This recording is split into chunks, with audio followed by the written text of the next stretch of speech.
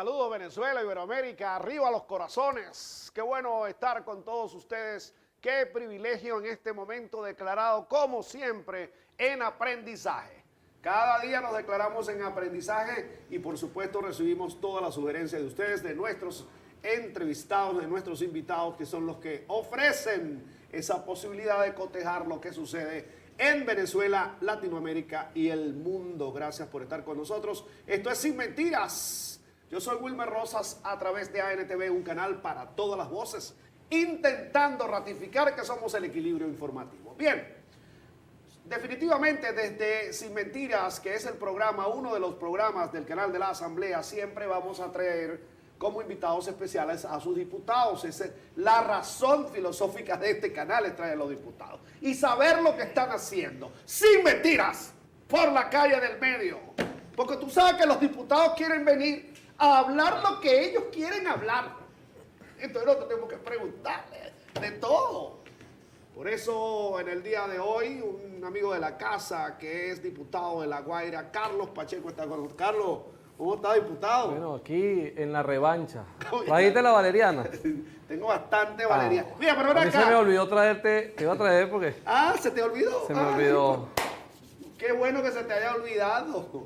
Mira, diputado, interpelación de Sin Mentiras. ¿Qué es lo que ha hecho por La Guaira el diputado Carlos Pacheco? Vamos a ver. En principio legislar, esa es la labor principal de un diputado desde sus funciones constitucionales. Como político, bueno, estar enmarcado en toda la dinámica política y las políticas públicas que desde la gobernación y desde la alcaldía, aprovecho para enviarle un mensaje de saludos al alcalde Suárez, también amigo de la casa, bueno, se vienen desarrollando y también en la actividad comunal, porque bueno, yo creo que a veces la gente nos ve como políticos y no entiende cuál es la labor de un diputado, que es legislar y controlar al Estado y sus instituciones. Obviamente está de más decir que bueno, todo el trabajo, digamos, social, el de atender casos, inclusive a veces fuera de La Guaira, con personas fuera de La Guaira, y todo el que llega ahí a la oficina parlamentaria, bueno, es atendido y es referido a la institución que pueda ayudarlo, como ha hecho el llamado nuestro comandante presidente Nicolás Maduro. Yo entiendo que el tema de la legislación, de lo legislativo, obviamente de legislar en todo el país, porque es un diputado de una circunscripción nacional. Estamos de acuerdo en eso. Sin embargo, hay algunas personas, y por eso se denuncia en el 1x10, también la atención directa, el quehacer directo. Porque una de las cosas que dice el presidente es vayan a buscar los problemas. Claro. Ahora, te voy a dar esta respuesta desde mi perspectiva y desde mi trabajo. No quiere decir que es el deber ser que está mal o que está bien. Cada quien actúa de acuerdo a su dinámica. Yo, las veces que tengo la oportunidad de estar acá, lo he dicho, inclusive en otros espacios, yo acostumbro inclusive a caminar, a ir a donde están o donde me inviten y no llegar con tanta, primero porque bueno, no tengo tanta parafernalia para llegar, y en segundo lugar porque bueno, siempre hago referencia a uno de nuestros mentores en el Partido Patria para Todos, Alfredo Manero, que decía que para saber la realidad debes oír hasta las piedras. Nunca es lo mismo tú llegar en un carro, en una camioneta, a Barrio Aeropuerto, en La Guaira, o a La Esperanza, en Vía Carayaca, en un carro, que atiendas a la persona de la VC, que te diga, mira, estos son los problemas, a que tú llegues, hagas la cola en la camionetica, veas cuál es el problema real del transporte, escuches a la gente, o inclusive caminando, inclusive conversando, tomándose un café, un vaso de agua. La gente en la calle dice, a veces trato de orientar a las personas, porque bueno, hay casos, quizás yo salgo de aquí, me voy caminando, todo Cañita Crespo, Avenida San Martín, Artigas. ¿Puede caminar tranquilo el diputado Pacheco? No como sí, yo no. Yo puedo caminar tranquilo. Quizás la intranquilidad que da es que, bueno, hay mucha gente que te aborda y te plantea problemas que tienes que tú delegar o referir a otra persona, porque bueno, no es mi responsabilidad directa. Área de competencia. Por ejemplo, me pasó, una persona me hace llegar una denuncia de un hospital en La Guaira. Voy al hospital porque soy diputado de La Guaira. Informo a nuestro jefe del bloque parlamentario, el diputado Giuseppe Alessandrello, él a su vez al gobernador, y esa situación en ese hospital se arregló, se mejoró. A veces pasa aquí en Caracas y yo tengo que delegarlo a los diputados de Caracas. Es lo que te decía que, bueno, a veces la gente piensa que por el hecho de luego estar en la Asamblea y legislar de forma nacional, sería como irrespetuoso que yo llegue a un hospital en Caracas. Lo ideal es informar a las autoridades que tienen responsabilidades directas. Ahora, el gran polo patriótico Patria para Todos es uno de los hermanos pequeños, ¿no? El más grande de los pequeños. El más grande de los pequeños. Pues eso sigue siendo pequeño, chicos. Pero, son pequeños. Bueno. No es lo mismo pertenecer al PSUV que pertenecer al Patria para Todos. ¿O sí? Bueno, sí, nosotros tenemos una formación ¿Tú que te vas a ideológica un cambiar poco para el más. PSUV? No, Eso no es verdad. No, ¿Quién ¿quién dijo dijo eso? eso? Por eso. Es un comentario No, me han pedido que me vaya, pero yo me he negado, pues. así. Claro. Ah, qué Me maravilla. han dado la camiseta y todo, mire. Y yo, no, un saludo Ustedes a andan todos refundando. a todos los PSUV. Nosotros estamos refundando No, el Patria para Todos. Patria para Todos. Estamos este mes de septiembre, estos últimos días de septiembre, en aniversario, 27 años. Y la diferencia, lo que pasa es que entender el pueblo patriótico, voy a hablar por el PPT, la diferencia son de visión, de forma y quizás no de fondo, porque el fondo es el mismo, es el socialismo, es oír al pueblo y llevar la mayor suma de felicidad. Cada partido tiene su forma. Nosotros lo hemos dicho, sin ámbitos de que a veces tratan de que esta opinión poner a competir con algunos hermanos del PSUV. Nosotros somos críticos de lo que debe ser criticado para que mejore. O sea, no podemos, y el presidente y comandante Nicolás Maduro ha pedido eso, que se sea crítico y se ejecute. Nosotros hacemos la crítica y damos desde nuestra perspectiva cuál sería la solución. Eso es una de las características que no hay, por eso el militante de Patria para Todos, que es un militante histórico, dentro de nuestros militantes históricos venimos, bueno, gente que viene desde la causa R, con una visión de partido de movimiento, quizás no de movimientos tan grandes, sino de movimientos pequeños. Más de cuadros, ¿no? De cuadros, sí. El Che Guevara lo decía. Si tú tienes un cuadro, puedes hacer que direccione, que oriente a las grandes masas hacia un bien común. Es imposible, ni siquiera China tiene 1.600 millones de cuadros, ¿no? Son pocos, porque es un trabajo de formación constante. Y de hecho ustedes en el PPT han ido decantando, ¿no? Es decir, depurándose. ¿O es un proceso natural? Es un proceso natural. Hay quienes se retiran en las relaciones. Claro. Tienes una pareja y hay algo que no te gusta, tú mira, hasta aquí llegamos. Solo que en ese proceso hay quienes necesitan atención, necesitan quizás una atención médica capacitada y preparada, quizás ir a un psicólogo, a un coaching, creo que es que se le llama, y sacar todo eso que tienen, entonces generan situaciones y divisiones ficticias. Es sencillo, es como que el equipo que está aquí es convocado a grabar estos programas y no viene uno un día, no viene otro día, no viene otro día, y llega Recursos Humanos y le dice, usted faltó 3 días, quita su cheque, él no puede decir, me votaron, tú te autovotaste, te autoexcluiste. Te autoexcluiste. Pero vamos a hacer el primer corte. Quien también pertenece al staff de Zurda Conducta se está reactivando, ¿no? Porque estaba un poquito... Sí, yo. Estaba en el banco, pero por otras razones. Pero ya venimos, ya venimos.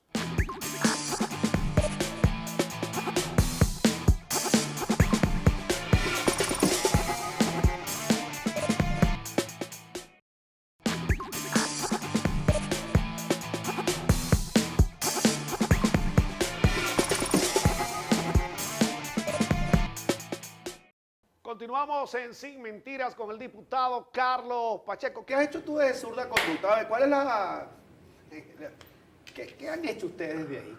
¿Crees tú que ha sido el mayor aporte tuyo desde Zurda Conducta? Vamos a ver. El mayor aporte, mostrar lo que el pueblo desde ya hace más de 5 años ha venido haciendo, y sobre todo mostrar eso que en el proceso más rudo que hemos tenido, el pueblo hizo con mucha creatividad para salir de la crisis que nos trataron de imponer. Y que hoy se tangibiliza se hace tangible en los emprendedores, por ejemplo. Pero hacíamos reportajes, yo recuerdo en esos periodos de las colas, bueno, cómo hacíamos reportajes de la organización del pueblo en vinculación con los grupos organizados, con los chinos, para que la gente comprara, que comprara primero la gente que tenían datos o en data tenían problemas de salud, niños pequeños, etcétera. O sea, nuestro pueblo ha venido evolucionando y profundizando en su accionar social, y yo creo que el aporte más importante creo que es ese, haber mostrar esos rostros, y en segundo lugar, tumbar la mentira de la oposición. En tercer lugar, trolear a Guaidó. ¿Cómo es? Ahora, ven acá, vamos a ir por partes. Pero la organización tiene que ver con el partido político, no era de la sociedad como tal. Una opinión muy personal mía, Claro. muy personal. Personal, cuando digo personal, no como diputado, no como militante de un partido, como Carlos Pacheco, cédula de 18 millones, Bueno, y como le ha respondido a algunos en el Twitter, porque a veces le respondes duro a la gente en el Twitter, como Carlos Pacheco. Sí, y siempre lo aclaro, estoy respondiendo. De hecho, alguien me decía que, y así responden los diputados de la patria. Bueno, no es diputado por su trabajo político, pero también es grosero y también puede ofender si están ofendiendo. Yo creo que hay una conexión entre el presidente y comandante Nicolás Maduro y el pueblo, que solo en algunos casos ha entendido el presidente y el pueblo. O sea, el desabastecimiento, la guerra económica, todo este tipo de cosas en cualquier otro país hubiesen generado cualquier estallido social. Y aquí en Venezuela se evitó porque la gente entendía que estaba un presidente luchando, trabajando para poder tapar, como dice uno coloquialmente, los huecos, y la gente lo entendió y comenzó el accionar popular desde esa perspectiva en respuesta. Pero había una estructura partidista organizada, era importante. Claro, que poco a poco se ha ido vinculando, pero no podemos decir que fue algo orquestado de los partidos, del gran pueblo patriótico, y que no, fue espontáneo de mi perspectiva desde el pueblo. O sea, cuando tú citas un barrio en Artigas, Barrio Unión, donde la gente se organizó, tomó un terreno, empezó a sembrar, a crear gallinas, los domingos hacía sancochos comunitarios para que todo el mundo garantizara, y de esas gallinas le daban esa proteína a las personas con más vulnerabilidad para hacer el complemento de la bolsa CLAP, de la caja CLAP en ese momento. Eso nació de forma espontánea en esa comunidad. Luego se vincula o nos vinculamos los partidos políticos, pero los procesos fueron así. Mentiría yo en decir que en ese caso que estoy citando fue que llegó el PPT y organizó a la gente. No, en algunos casos sí se dio. Eso obligó al liderazgo a su redireccionamiento. Yo creo que revisión, no solo obligó a revisión. cierto liderazgo, sino que permitió emergieran nuevos líderes y lideresas. Creo que eso generó esa nueva etapa de liderazgo. Y esto que digo, bueno, quizás hay quien lo malinterprete. Y no está mal, porque una organización política, bueno, estaba inmersa en dar la lucha que teníamos y que aún tenemos con la guerra económica, etcétera, etcétera, etcétera. Pero el pueblo, quizás en su creatividad, así como siempre lo citaba el cantor de Pueblo y Primera, comenzó a generar este tipo de experiencias que, bueno, luego se fueron unificando y generó llegar al punto en que estamos hoy. Y los líderes que están emergiendo, ¿tú crees que son digeridos por el status quo, por los que ya están más fortalecidos? ¿Se está viendo eso? Yo creo que... ¿O es una ruptura como siempre? No creo que haya una ruptura. Yo creo que si en tal caso se diera algún choque, es un tema generacional y visiones distintas de hacer las cosas.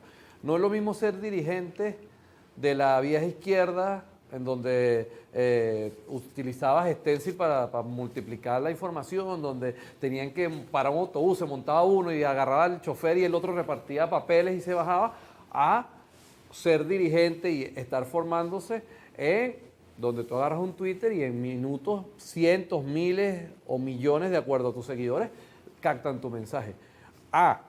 Como líder joven, que siempre planteo en todos los espacios con algunos líderes jóvenes, que el ego lo infla.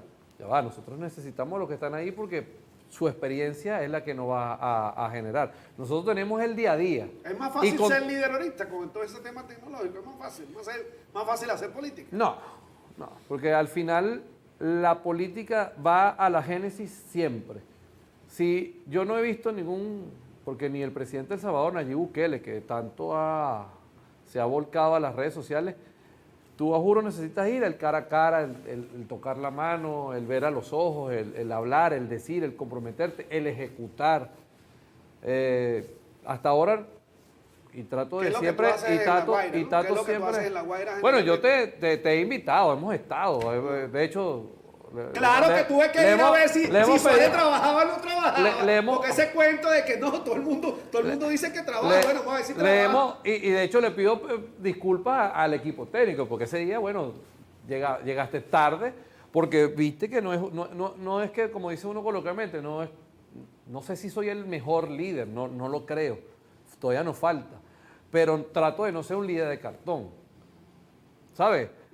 Así como critico a líderes que llegan, que a veces tú tienes que tener un poquito de... Y no me quejo, pero tú no puedes llegar a un sitio a pedir resistencia con una camioneta que tú dices, ¿y cómo llegó? O la gente se pregunta, ¿y cómo llegó esa camioneta aquí? ¿Y tú crees que hay muchos liderazgos de cartón en la oposición? ¿En cuál? Bueno, es que hay varias, ¿no? ¿En cuál? Hay varios sectores. No, yo creo que hay una oposición nacionalista, la cual está en hace vida en la Asamblea Nacional, que es una oposición respetable, con cuadros respetables, que quizás vienen de los dos históricos partidos que gobernaron en Venezuela y que tienen un poco en esos bolsos o a cuestas de esos, digamos, pecados que cometieron esos partidos. Decir que alguien viene de AD o COPEI y fue 100% puro y magnánimo es mentir, porque bueno, tenemos que revisar la historia y los hechos que estos partidos hicieron. Pero son dirían ellos, y no todos los que están en la revolución pueden ser magnánimos. Tampoco es que no, porque muchos, la base social del chavismo también venía no todos son de izquierda, no todos eran comunistas, no todos, pero a lo que me refiero es que por lo menos dieron un paso en reconocer que adversan a la revolución bolivariana, pero que aportan por encima de todo al país y al pueblo, porque al final, si nuestro pueblo tiene las condiciones para estar bien, puede elegir de acuerdo a, bueno, qué está haciendo qué, por qué. Indiscutiblemente, sin decir cifras y porque no es mi labor, por eso es que hoy, y cuando se esté viendo este programa, el líder con mayor aceptación e intención de voto es el comandante presidente Nicolás Maduro Mora. Así que vamos a hacer el segundo corte, ya venimos. Ya venimos.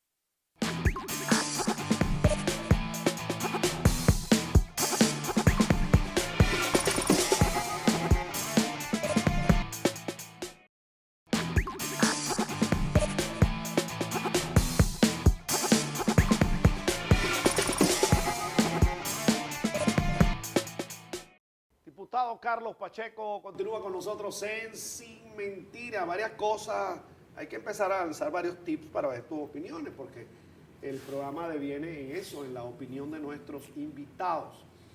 Ganó la ultraderecha en Italia. Allá ganó esa tendencia y bueno, la gente no sabe qué es neofascista, qué es fascista. Hay cambios en Europa. Quisiera un comentario tuyo de eso para después saltar a cómo ves el tema Lula-Bolsonaro. Mira, serían... Giorgia Meloni en Italia. Sería muy corto el tiempo para colocarnos a avisar el neofascismo, el fascismo. Solo el mensaje que le doy a la gente, además que investigue, es que reflexione de cómo estas visiones ideológicas que deberían de estar extintas, que deberían de haber trascendido, evolucionado, que son tan retrógradas cuando uno profundiza, sigan aumentando o se sigan en auge. Pero ¿no? voy a abrir una comida de Rafael Poleo que a ti no te va a gustar, pero si pudieran decir el socialismo, ustedes van a seguir en eso. Pero es que nosotros planteamos... ¿Van a seguir en eso? Dime la verdad Dime la verdad con respecto a eso. Nuestra tesis es el socialismo del siglo XXI. No es ni copia ni Ellos calco. dicen que no existe. Lo estamos construyendo. Dicen Pero es que el señor Rafael Poleo es periodista, no es ideólogo. Él puede escribir una ideología y decir y contraponer el socialismo. Nosotros estamos inventándola. El comandante Chávez comenzó y nosotros estamos escribiéndola. No le tocará quizás al presidente Nicolás Maduro. El socialismo del siglo XXI será una ideología quizás, no sé, Carlos Pacheco puede ser presidente, Wilmer Rosa puede ser presidente, viene la primera mujer presidente, no sabemos. O sea, eso no es que, no, bueno, eso no existe. Existe porque lo estamos aplicando, lo estamos haciendo. Falla, lo arreglamos, lo mejoramos, hacemos el estándar y va caminando. Ahora, el mismo señor Rafael Poleo dijo que todos los candidatos, los casi 17 que van ahorita, incluyendo a la queridísima dama María Corina Machado, eran unos niños y una niña rica de pecho y que ninguno podía mandar porque no sabía qué era mandar. Que lo único que había mandado era Leopoldo López y mandó en el municipio más fácil del país. Eso es una realidad que también dijo el señor Rafael Poleo. Es correcto. Entonces, él tiene sus verdades y tiene sus mentiras. Pero si hablamos sin mentiras, él no puede decir que el socialismo del siglo XXI no es una ideología porque la estamos construyendo. Ok, y cuando, por eso te dije que tocáramos Europa, nos pasamos por ahí, venimos rápidamente para Latinoamérica. Bueno, y con respecto a la Europa, pobrecito el pueblo de Italia. Ellos te van a responder. Porque te van a responder, si Carlos con un Pacheco. El gobierno pueblo no tiene su contenido. que era No, de ya centro, va, Beto, que era de centro, Ah, fallecieron tantas personas por el COVID, imagínate con el nuevo presidente, que se merece todo el respeto, y estoy hablando yo como Carlos Pacheco, cédula 18, para que después no vayan a estar ahí y decir, miren la opinión, sobre todo los medios panfletarios y palangristas y propagandistas de la oposición, que mire como diputado ataca al presidente de Italia. No es mi... Yo no soy vocero oficial del gobierno venezolano, soy diputado, no soy ni siquiera vocero oficial de la Asamblea Nacional. Claro. Yo estoy supeditado a otras. Pero como ciudadano venezolano, digo, ahora tienen que cuidarse más, porque imagínate, con esa visión ideológica, otra crisis de COVID como la que pasó al principio del año de esta pandemia, va a acabar con Italia. Y con más razón, porque van a querer lanzar otra vez la raza aria y tal. Y me imagino que a todos los afrodescendientes en Italia los van a perseguir, etcétera. Porque eso es las bases de esa ideología. Bueno, esperemos que hayan tomado conciencia histórica de lo que ha sucedido.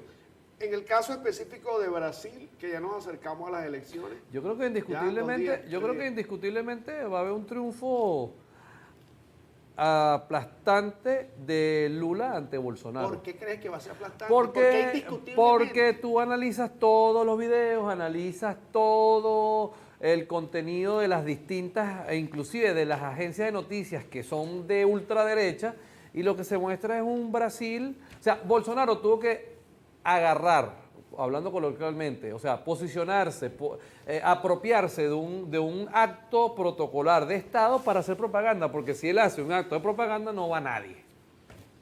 Ahora, y eso es significativo desde el punto de vista de lo cuantitativo ya, de eso genera eso. Claro, porque es que si tú ves calles llenas de personas, esas personas van y votan. Además que el pueblo de Brasil está muy sentido, porque él es el responsable de los millones de muertos, de los cientos de miles de muertos en Brasil por su irresponsabilidad, por decir, esto es a lo Trump, esto es una gripe, anden sin tapabocas, se quitó el tapabocas, la famosa gripeciña. Él es el responsable y tiene a cuesta de su espalda todos esos brasileros, damas y caballeros que fallecieron por creerle. Pero sería más proclive, digamos, más beneficioso para Venezuela entonces que ganara Lula. ¿Por el tema ideológico político o por el tema que tú estás impulsando o que estás diciendo? Yo creo que sería beneficioso porque pudiese Venezuela retomar las alianzas que históricamente hemos tenido con la potencia más grande en nuestro hemisferio, que es Brasil. O sea, recordemos todo lo que allí se genera, o sea, el tema de carne, el tema de industria aeronáutica, el tema... Por el señor Bolsonaro, nosotros no podemos adquirir, y los bloqueos, no podemos adquirir los repuestos para a las aeronaves Embraer de Conviasa. Llegando un gobierno distinto, con otra visión, y que permita poder nosotros cumplir esos tratados y esos acuerdos que teníamos, empieza a potenciarse el resto de cosas que Brasil les Pero en potencia. todo caso no sería una negociación, acuerdo, conversación, llegar a un punto en común con la América Latina completa, porque independientemente de quién esté en el gobierno hoy o mañana, debe haber buenas relaciones. Bueno, pero es que las relaciones deberían de ser buenas si esos presidentes fueran soberanos y pensaran en su pueblo y no fueran lacayos de los gringos. O sea, Trump o hoy cualquier institución de esta gringa dice algo y todos estos países que son satélites de los gringos empiezan a decir, bueno, no, Venezuela no, te vamos a cerrar, cierro este contrato, no te vendo esto. Pero fíjate que todos estamos celebrando la reapertura de la frontera con Colombia, nos venimos a Colombia. Todos estamos celebrando porque hay hermanos colombo-venezolanos. Todos los movimientos que hace el presidente Maduro, el presidente Petro, han sido positivos y van a seguir siendo positivos. Sin embargo, Colombia, ¿cómo ves tú el inicio de por cierto, de este gobierno en Colombia? Mira, yo creo que hay que decir que con mucha alegría, por primera vez en la historia, luego de Gaitán, llega una persona distinta, con una visión distinta. Yo me reservaría el decir que es socialista o de izquierda. Creo que tiene una visión humanista, una visión que va hacia su pueblo. No creo yo, o por lo menos no creo que en el gobierno del presidente Petro se dé ese vuelco a decir somos socialistas y no creo. O sea, había una campaña sucia y fíjate que como a veces da tristeza que asocian, por ejemplo, que él pidió la espada del Libertador para que estuviera presente y lo asociaron como que, bueno, es socialista. No, el Libertador es venezolano. Y todos los venezolanos tienen que respetarlo y tratar de emular lo que fue el Libertador como persona, como académico, como catedrático, etcétera, como estadista, como militar. Pero yo sí no creo que coincidamos tanto ideológicamente. Vamos a coincidir en que por fin va a haber un gobierno que va a poner los intereses de su pueblo por encima, que va a combatir los males que tiene su pueblo, aún todavía. Bueno, tienes que ver cómo el presidente Petro anda en los distintos actos. O sea, hay mucho por hacer en Colombia, pero creo que con alegría vemos ese cambio. Así es, tenemos que hacer un nuevo corte, pero ya regresamos con mucho más.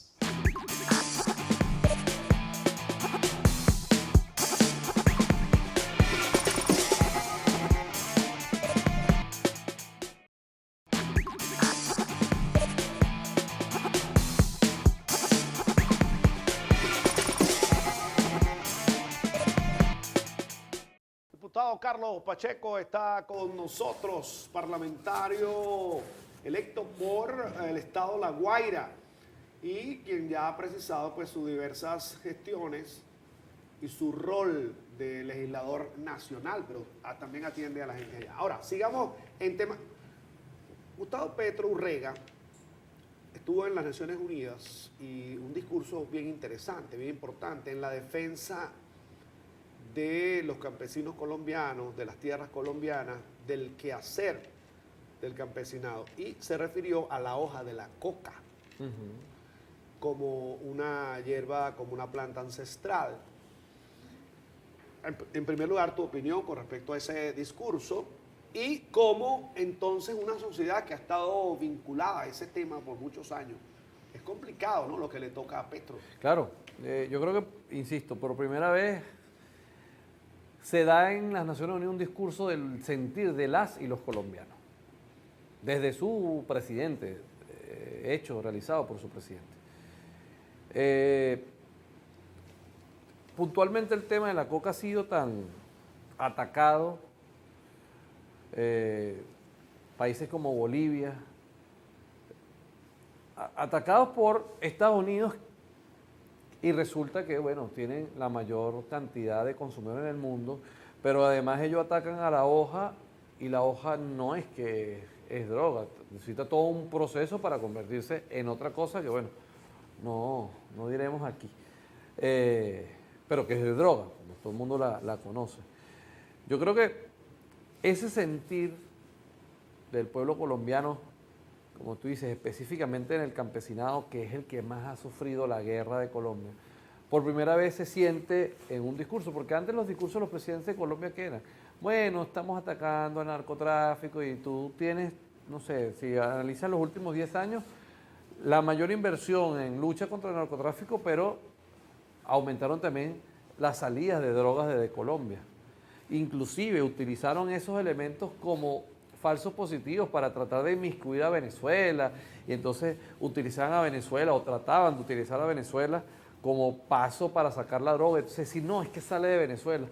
Entonces, yo creo que analizando el discurso, las acciones y el hecho histórico de la llegada de Petro al poder, por primera vez vamos a poder tener de ese lado del río, de ese país hermano, a un presidente, a un gobierno que va a poner sobre la mesa primero los intereses de su pueblo, no los intereses de las grandes empresas transnacionales, de las grandes mafias y familias mafiosas que han hecho de Colombia su espacio de enriquecimiento.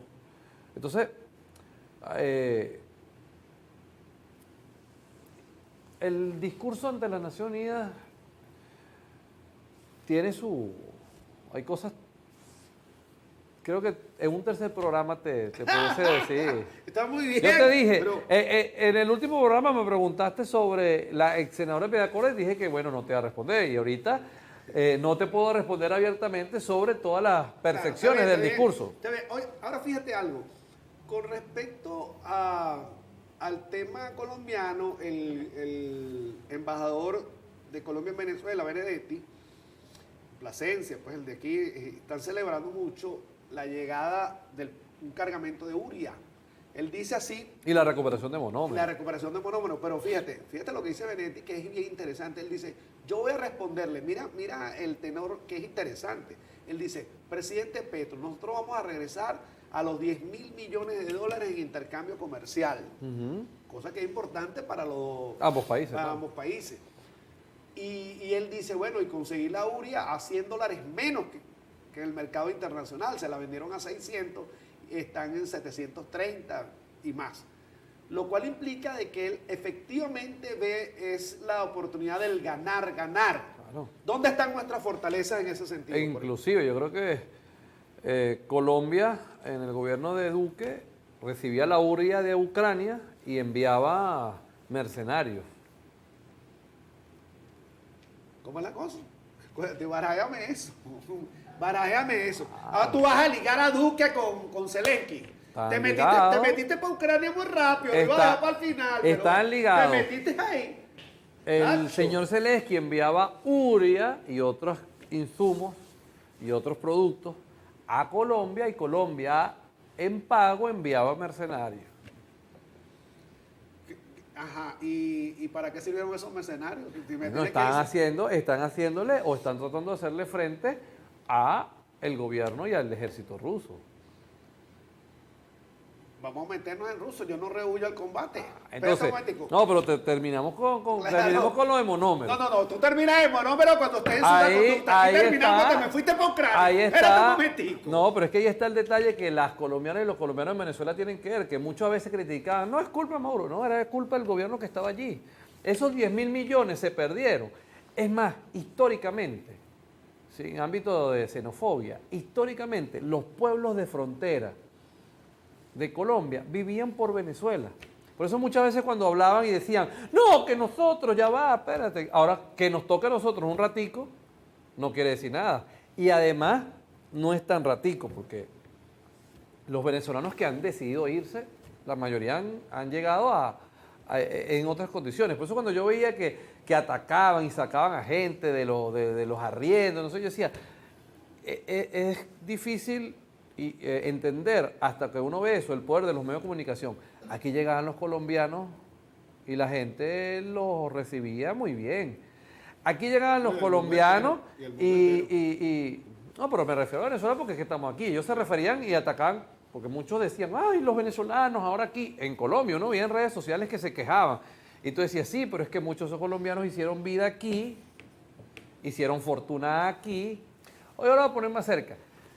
Como se lo he dicho a muchos colombianos, si es tan malo, ¿por qué usted aquí cerca, casi todas estas tiendas son de colombianos? Y ojo, yo lo analizo y lo he criticado, lo he planteado. no puede ser tan fácil que venga un colombiano, un italiano, un portugués, un alemán y monte y llegue y bueno, oye, me te compro esta tienda y te la compro y la monto yo. Vaya usted a Colombia y haga eso, así tenga toda la plata del mundo. No se puede. Hay sus restricciones, sus limitaciones, su... Entonces, no lo digo por xenofobia, lo digo porque nosotros somos muy abiertos y somos de corazón noble, abierto. Y está bien, eso está bien. Pero muchos de esos compañeros que hacen vida aquí no pueden criticar al gobierno cuando vienen a hacer fortuna aquí porque no se van para Colombia, porque de hecho el diario, a veces hay gente que se critica, ay, ahora aquí compramos de a diario, eso viene de Colombia. Yo estuve en Colombia, yo quedé impresionado, lo que aquí conocían como teta, una bolsita con café, una bolsita hasta con aceite. Entonces tú dices, esa supuesta recuperación económica que hablan de Colombia no existe. Cuando tú vas a Colombia te das cuenta que las personas tienen que esforzarse, tienen que trabajar mucho para poder tratar de vivir, porque lo primero que tienen que garantizar es arriendo y servicio. Mira, muy brevemente, la zona económica de La Guaira, Avanzando, pero Avanzando. no podemos dar mayores detalles. ni la tortuga. La tortuga viene muchas sorpresas, pero eso no me corresponde a mí adelantarlo. Ah, bueno, está bien, porque ahora sí, en el próximo segmento, él se metió en Ucrania, y vamos a preguntarle ahora sobre ese tema. Ya venimos, quédense con nosotros.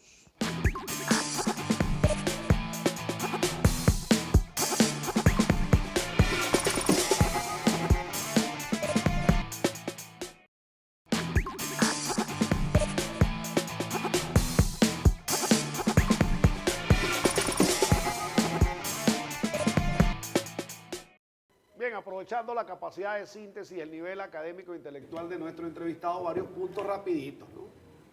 Uno, el tema de Irán, ¿qué te parece lo que está ocurriendo en Irán? ¿Es algo inducido, una revuelta? ¿Cómo es la cosa? Mira, si hay pueblos que tienen una sólida convicción ideológica, histórica, es el pueblo de Irán. Pero no está exento de los planes del imperialismo. Yo creo que es parte de un plan emulando una primavera, digamos, persa. Pero creo que no va a avanzar porque, te repito, el pueblo iraní tiene una sólida formación ideológica, una sólida claridad ideológica. Tiene sus detractores. La génesis comenzó con el tema de las dos chicas de la comunidad LGTBI. Pero es como las damas de blanco en Cuba, o sea, si tú eres de una comunidad, estás en un país que por religión no permite esa diversidad, no es un tema de gobierno, es un tema religioso. Tema, por cierto, en Cuba se acercaron o están aprobando esa relación LGBTI. Claro, yo creo que todos los países, voy a decir por ahora, a excepción de los países árabes que tienen una visión dogmática religiosa tanto compleja y profunda, van a tener que dar. Acá el propio presidente comandante Nicolás Maduro ha puesto sobre la palestra la discusión. Pero por cierto que Putin no es así, Putin es más férreo, es dogmático en ese sentido, no acepta eso. Claro, pero ya es un tema del liderazgo y de la personalidad, pero recuerda que un líder debe entender, analizar, porque no puede, en un país como Rusia, quizás obviar a la comunidad LGBTI. De la perspectiva de Occidente, Rusia no ha podido lograr los objetivos que estuvieron previstos en los 3 días de eso. Ya van por 7 meses esa guerra y nadie quiere guerra. Yo creo que no es una guerra. ¿No es una guerra? No, porque una guerra es cuando tú declaras, guerra es la que ha aplicado Estados Unidos. Rusia está simplemente defendiendo a comunidades que se acercan a Rusia o que o lo que se denominan prorrusos. Es una acción de defensa, no es una guerra. Si fuese una guerra, Ucrania... pero la invasión fue rusa. Pero es que no es una invasión, es una defensa. Tú entras a un territorio... Si tú estás en tu casa, en tu barrio, en tu comunidad, en tu edificio, y tienes un problema y llamas a Pacheco y a su combo, yo no estoy invadiendo tu edificio, yo estoy llegando a defenderte. O sea, la gran mediática internacional ha tratado de colocar como que ha sido una invasión, pero no es una invasión, es la defensa. Tenían 8 años, yo no sé si, y quizás tú lo sabes, Pero 8 años a todo el que se sentía prorruso hasta crucificado. Ellos encerraron a unos trabajadores en la sede de sus sindicatos y los incendiaron, los quemaron vivos. Violaban mujeres y hacían fosa a estos neonazis.